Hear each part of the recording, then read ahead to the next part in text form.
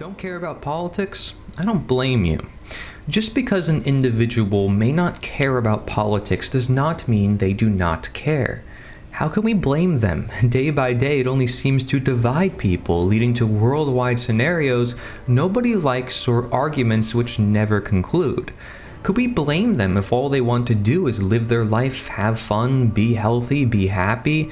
Well, these are the same things that I desire, and more times than not, it's also often what those in politics claim that they desire. Yet, they feel for the greater good it is necessary to engage in politics in order to fulfill those desires. They thus may see politics as a necessary evil at times, where a sacrifice must be made by the common person going into a corrupt system to make everything better for everyone. But does it really work like that? Should those who don't like or don't care about politics just let these individuals take control of their lives for such a presumed greater good? The truth is, what I talk about and when I talk about this, it has nothing to do with politics. In fact, politics is just a game of sides and whose opinion gets to be imposed on another. What I actually talk about has everything to do with morality and truth itself.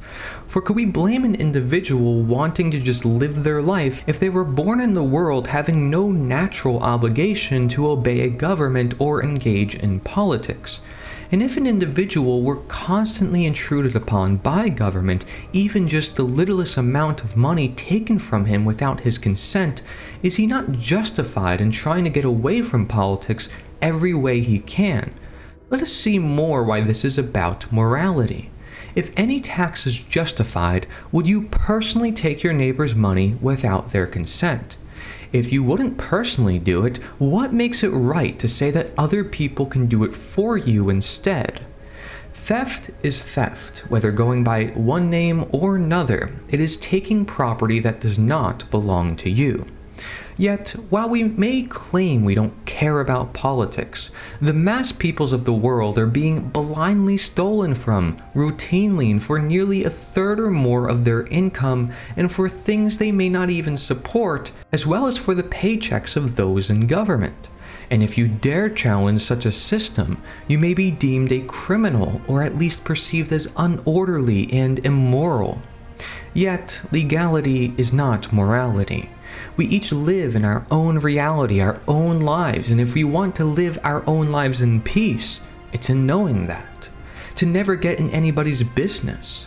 The more you meddle with other people's lives, the more problematic everything becomes, as you may even justify the fact you are doing so and convince others that it is necessary, and then the argument becomes about how much one should meddle with other people's lives.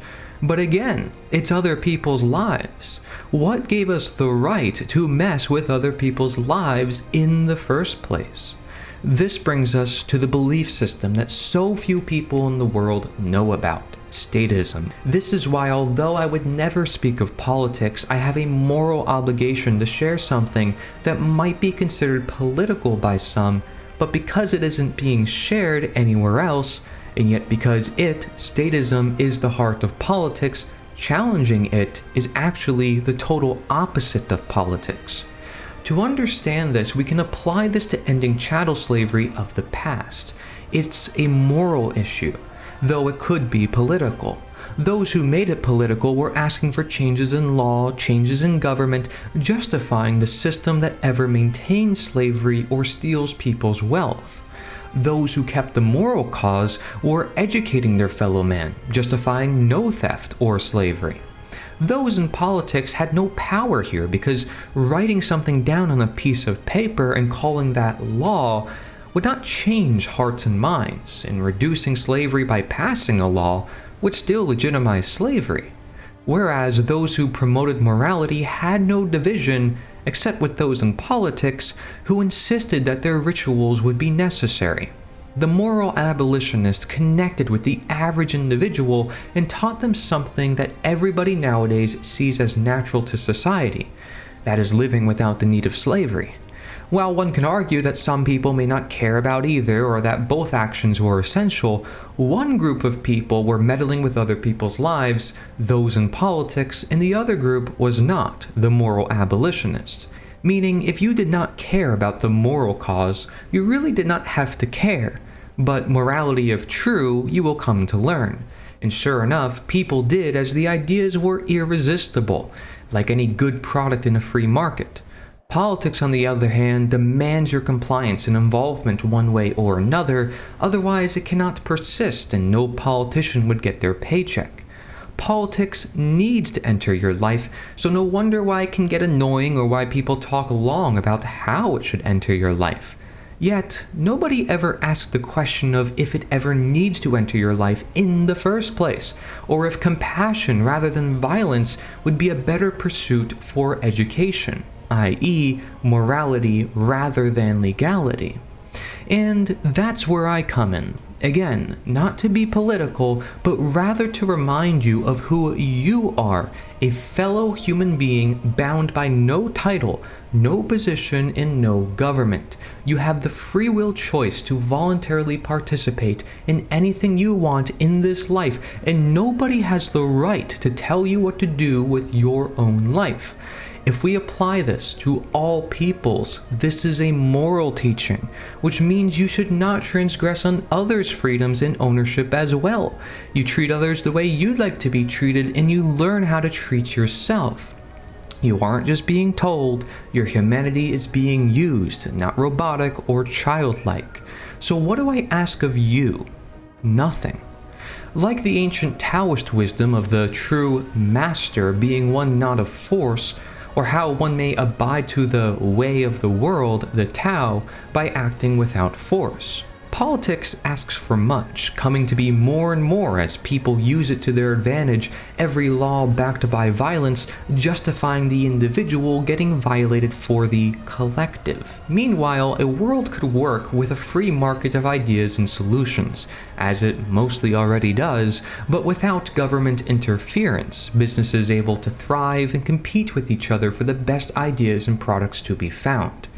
Therefore, the only thing I could ask is for you to not care about politics as you may already do, and to simply stand on it firmly, to realize it has no place in society unless it is about voluntary community affairs, in which case it's just society doing what it does best, like everything in nature, self-organizing. Don't care about politics, care about truth. And this means not just not caring about politics, but rejecting politics completely.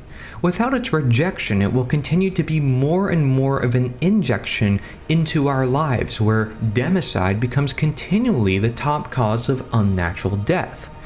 Death, if not concepts like love or morality, hopefully something you'd care about. And people do, because that's how society functions. Therefore, simply continue to learn, continue to teach it as you may be by merely living example, and you will help everybody.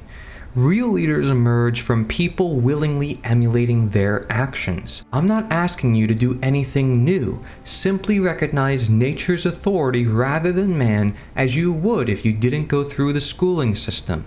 Simply see that politics is viewed to have an exception to the morality that you yourself and most people have. Have fun, live life, but don't legitimize or give any credence to that which would hinder such for others, be it both a criminal or government. Thank you for not causing more of the problem, but thank you more if you can never allow the problem. If the latter seems difficult actionably, we'll get there together in time with sharing our care for mere humanity. And that's what we're doing here with the project called the Liberator 2 News. I am reporting this as an article written by me. I really care about you, humanity. I really care about our future and the generations ahead, and myself being part of more of the younger generation, I see there's a lot of problems in the world. I see there's a lot of things we can talk about, but if we really want to get down to the root cause of it, it's this underlying belief system, which I encourage you question for yourself. You can go to theliberator.us/quiz, and there's a quiz on our website, theliberator.us, where you can really ask yourself some of these really challenging questions to see, am I upholding slavery and don't realize it? Am I allowing immoral behavior and is contradicting my own morals, or the morals that most people live with? Otherwise they wouldn't live with each other. There would be no order in the world. Most people know it's wrong to do violence to another, so use that as this grounding basis to say, well, do we ever allow violence in any form? Well, maybe through law we do, and how do we do that? Is it really necessary as an evil? I mean, could we call it evil and necessary? I mean, these are the things we have to really question for ourselves. And so that's what I am to do in this generation, is really to ask the questions that aren't being asked. I encourage you to check it out, and if you want, send us your article, turn to a video for you. Go to theliberator.us, that's theliberator.us. Thank you very much for watching.